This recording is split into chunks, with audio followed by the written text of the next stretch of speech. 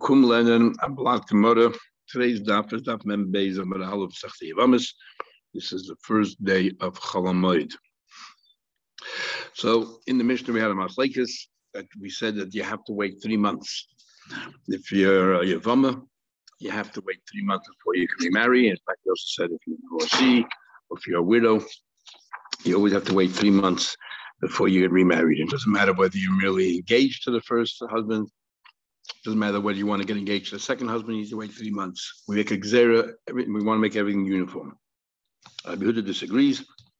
He says if you're merely engaged and there's no question of determining whose child it is, there is no child involved. You don't have to wait 3 months. And likewise, if you're not getting remarried, just getting engaged, again, there's no issues except for Yehuda. There's no problem whatsoever. You can go ahead. And then Rabbi Yossi adds that an almana, a widow, she has to wait 30 days for availers for her husband before she gets remarried. Okay, so now we're up to the Gemara. Further Gemara we already discussed. The Gemara now says, by the 2 dots, 5 lines on the top, all the women should wait 3 months. I understand. We just explained why Yevama has to wait 3 months to determine whose child it is, first or the second. Any other woman, why do you have to know whose the child is?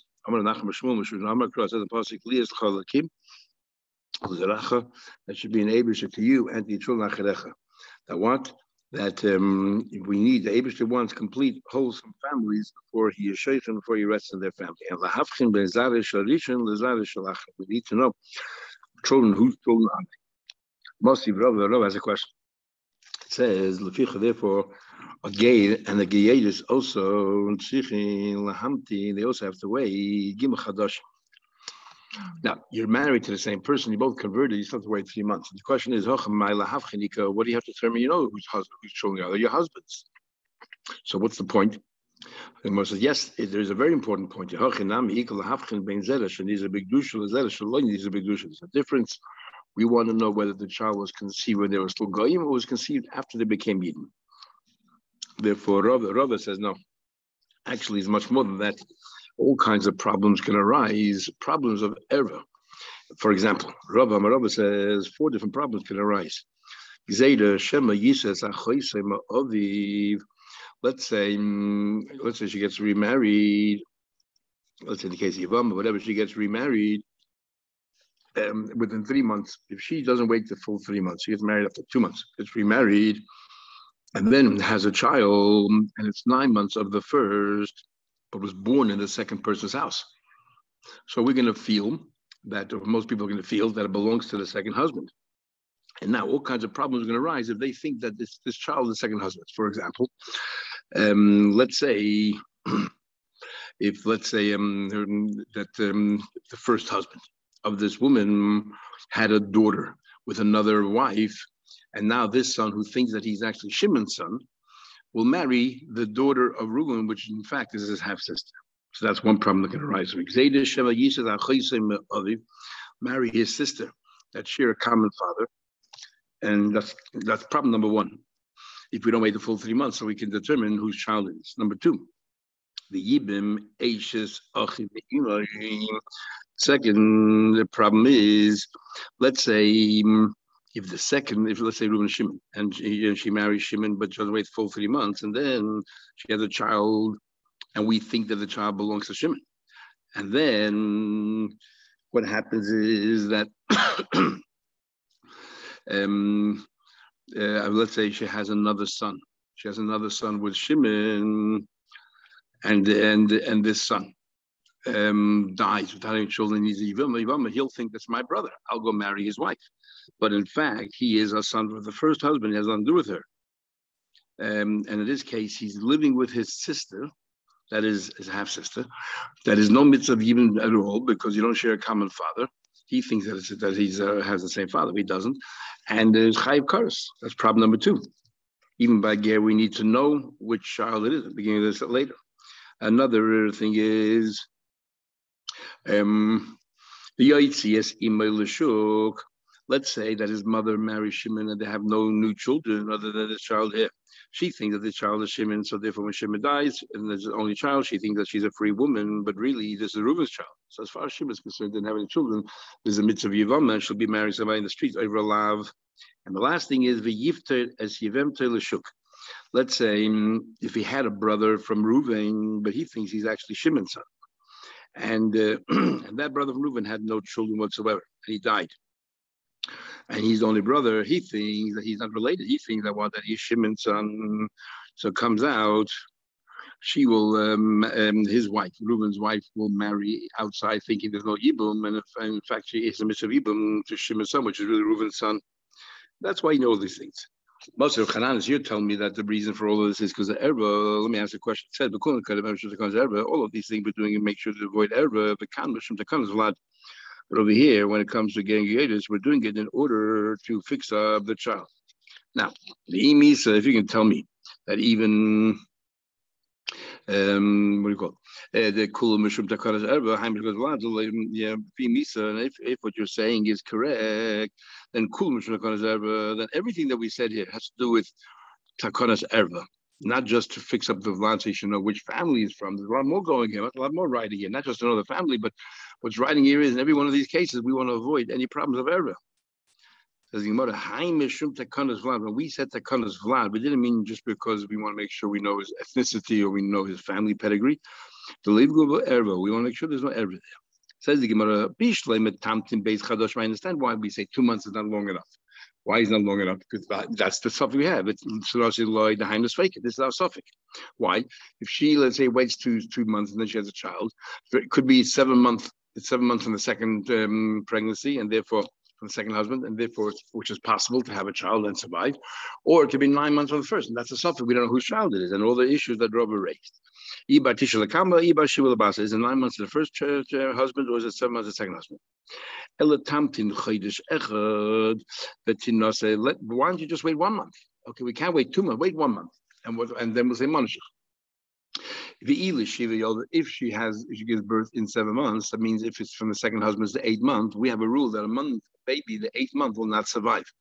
So it must be that it came from the first husband, and it's 9 months. It's high bar shiva lebasar who 7 to the second children be, and that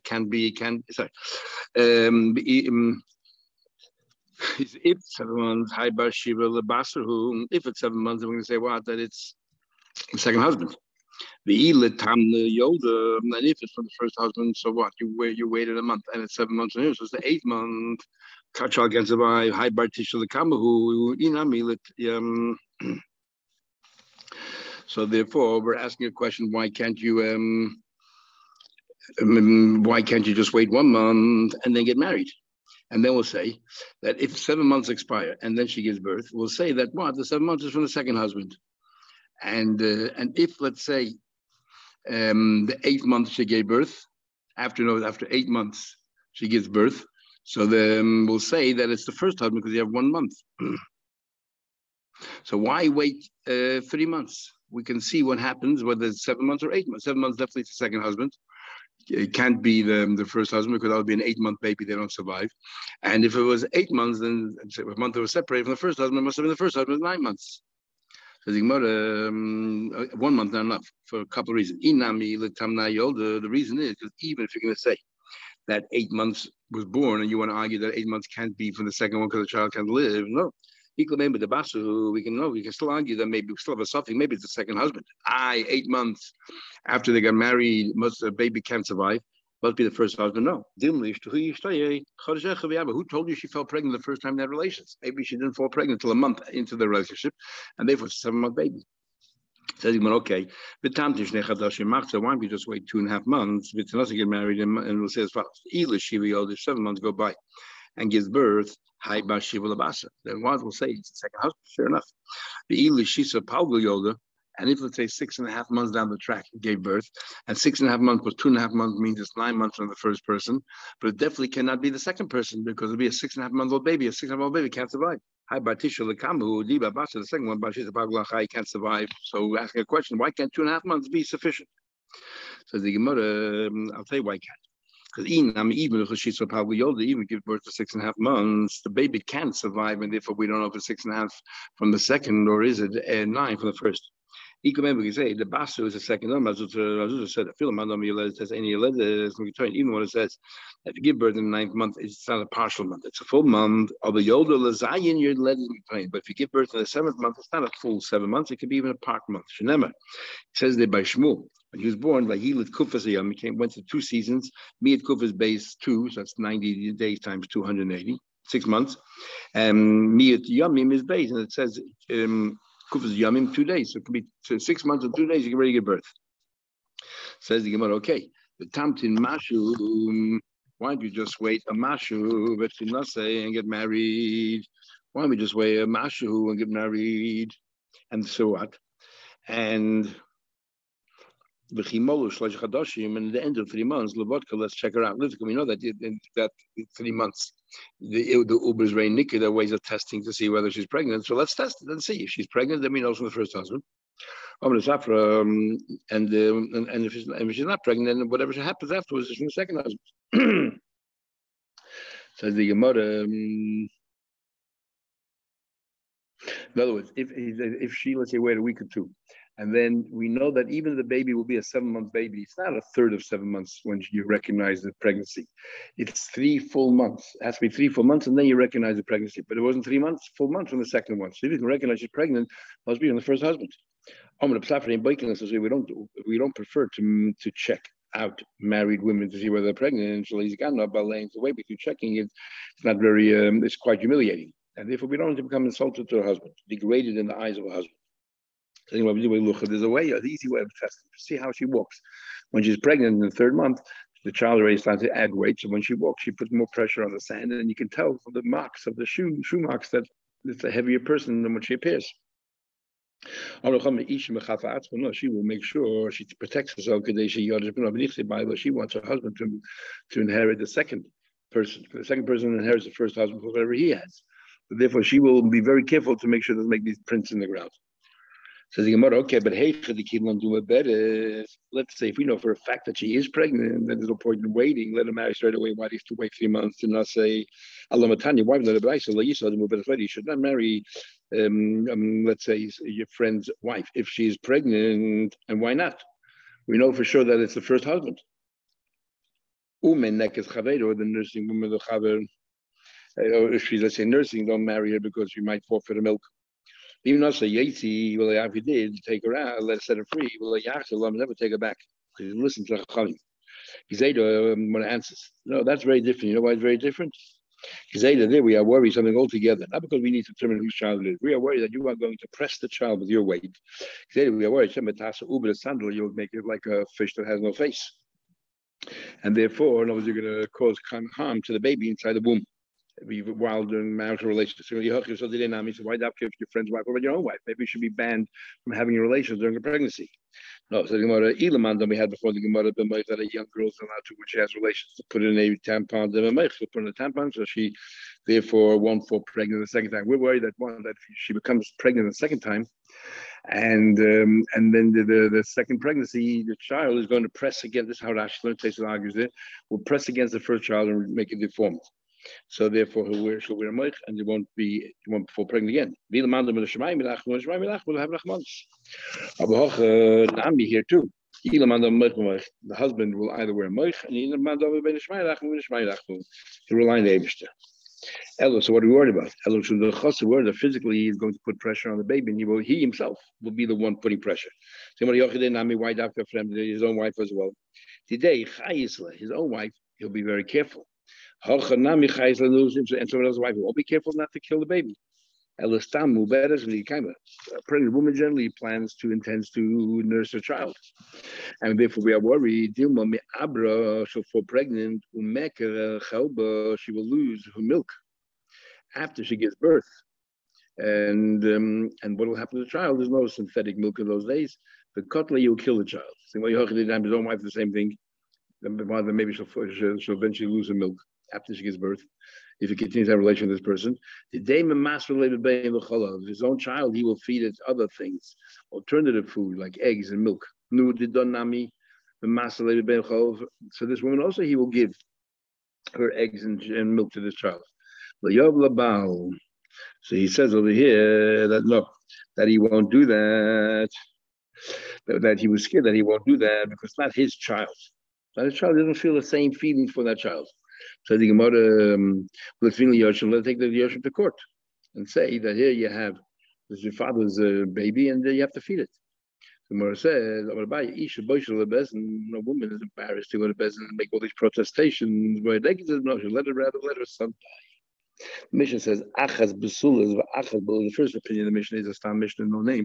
It says there, I don't care, even if she's a Psula, I want you to wait 3 months, even though she's never had a relationship, to make a Gzeda, and it's across the board. So what Haini of Psulas, first of all, you call it Psulas, and then you say Arusas, you say Bu'ul, you say Nusus. Isn't that redundant? Haini of Psulas, Haini of Arusas. What's a Psula? What's Arusa? Haini of Bu'ul, Haini of Arusas is the same thing. If a psula is an arus and the bu'ula was married. So what are you repeating for? Not 2 different cases. Achaz psula, achaz bu'ula. Since Alma became a widow, I should couch divorce. Family days, the and whether when engaged or was married. Abelazar didn't go to yeshiva one day. He found the Abasi. What are they talking about? This is what Rabbi Yechon said. This is what they're saying. Rabbi Yechon said, halacha ki Rabbi Yesi. Halacha like Rabbi Yesi. The fact that he ruled like Rabbi Yesi was a single opinion means that the Tanakama is not a chachamim, but just another lone opinion. If it be a chachamim, how can you vote against one against many? Because if you argued there must be only one person. Yes, so Tani could be learned that she should do for that she was chaste, or she was used to going to the house of her own in-laws or her own father, or she was angry with her husband's family. Her husband was sitting in jail. In other words, the idea of all of these things are that she had no relationship. There's no reason to wait 3 months because there's no relationship between her and her husband. Or he was old, sick, or she was infirm. Or she miscarried after the husband died. So now we know for sure there's no pregnancy. Or she was barren, or old, or younger, illness, or woman can't bear children. Or she just for other reasons is not able to bear children. Nevertheless, make the rules uniform for everyone. Give it a mayor. Comes on Rabbi Yehuda and he says, "Matid le'odes v'lenaseh miyad." You can get engaged straight away, and if you're a psul, you can even get married straight away. So what do we see? Who argues with Rabbi Yesi and Rabbi Yehuda? It's Rabbi Meir. Amar Rabbi Yosef says, Amar Rabbi Bar Abba Chosel Bar Rabbi Yochanan changed his mind. He changed his mind. Allah is actually not like Rabbi Yehuda and Rabbi Yesi. If he changed his mind, Mimasnisin the karma Hodabay is because of a rice that was learned in Kedem B'Yavna. He sat there like in the shape of a vineyard, and that's where we studied. What did they say? The time we learned. I heard the name of Chachamim, so now we see it's not a lone opinion. It's actually the opinion of Chachamim. That everyone has to wait 3 months, regardless of whether you're a psul or a rusa. You want to make uniform rules, and it's a Chachamim. And therefore, if it's a Chachamim, then it should, the halacha, he changed his mind, shouldn't be like Rabbi Yesi and Rabbi Yehuda, but rather should be like a Chacham. When you go before a rule, you ask him the following question. But not in our Mishnah itself. First, you have no name. It says there that what everyone needs to wait 3 months, and then you bring Rabbi Yehuda and Rabbi Yesi. So the first half of the Mishnah is a stam. And the rule is always like the stamps. Rabbi Yechon has to pass like Chachamim. How can you say Rabbi Yechon passing like the baby initially said? Rabbi Yechon said Allah like Rabbi Yesi, but now so they should marry lawyers or get engaged. Actually, they need to wait 3 months. He said to him, it seems to me that the guy was absolutely not worried about the flour. In other words, he has no understanding that which he's grinding and he's producing with his mouth. He didn't think through what he's saying. Why? Because you look in our Mishnah, the first half is a stam, but immediately after that is a machlekes between Rabbi Yehuda and Rabbi Yesi. And we have a rule, a stam. The acher machlekes, Allah is always like, we don't follow the stam. So what's bothering you? So he said, if there's a machlekes first and then there's a stam mishnah halacha stam, but the other way around, stam the acher machlekes ain't halacha stam, halacha like a stam. The stam mechva also before Kasper Nochem, who was leaning on the shoulder of Nochem, Shema is Gabbai, the naked but Ozel Hichos, and the Gabbai was asking all kinds of halachic questions. Bavu. Wait a minute, first he asked him, is machlekes followed by a stam? What's the law? Amalei halachi stam. Follow the stam. Stam ba'achar machlekes ma'ayir stam followed by machlek. What's it? Amalei ein halachi stam. What about stam of the mastis? The Mishnah has a stam, but machlekes bebraisa. In the braisa, there's a big machlekes. What happens then? It's machlekes is after the stam, but it's in a braisa. Amalei halachi stam. The halacha is like the stam because we view the Mishnah as the ikar. What about machlekes b'masdis and b'stam b'braisa? What about the machlekes Mishnah but the braisa has a stam? Do we say, well, the braisa must be right, the halacha is like the braisa because it follows the Mishnah, or do we say that doesn't apply in the case of a braisa versus a Mishnah? Amalei said to him the famous words behind Chagig as well. If Rebbe didn't mention any Mishnah that the halacha like the stam, and Abchia tells you that there's a stam and the halacha like a stam, we ignore Abchia, because if Rebbe didn't teach it, then and there's no remez in any Mishnah that Rebbe agrees with that, then we ignore what Abchia had to say.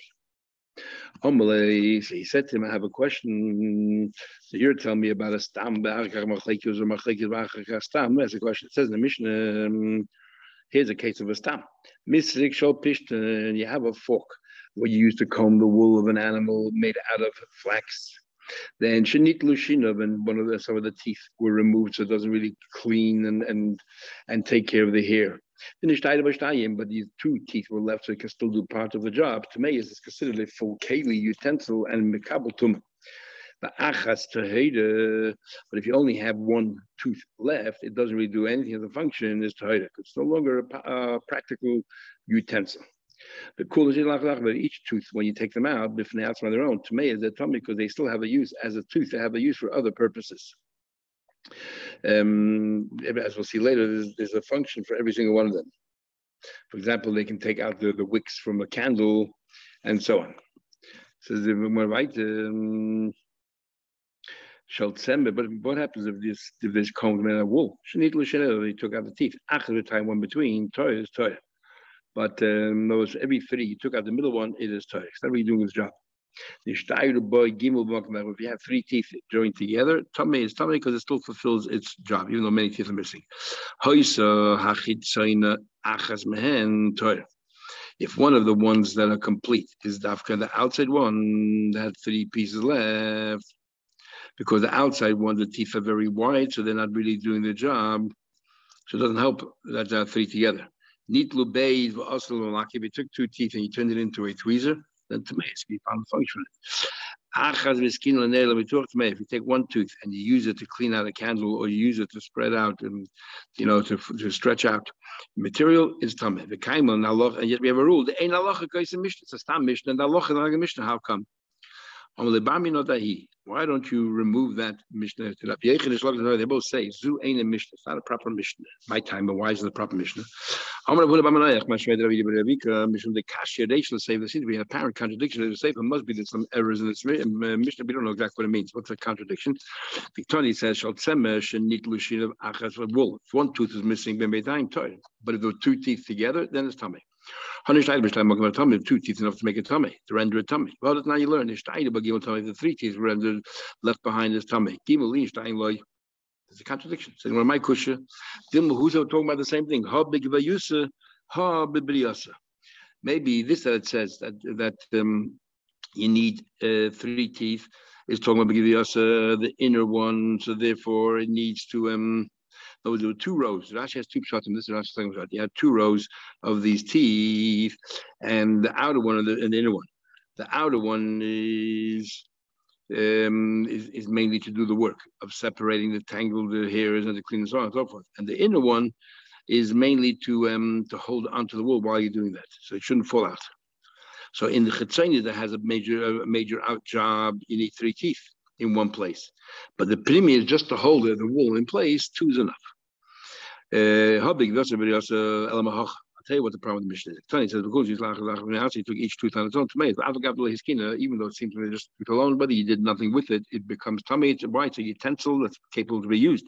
Amos say for achaz is one tooth, the hiskina, and you had to do something to prepare it. The native for cleaning out candles, or to stretching out the material. Tmeya hiskini in la only for prepared it. So there's a contradiction in the beginning of the Mishnah, the end. I want to buy my kusha dilma hobikatayu.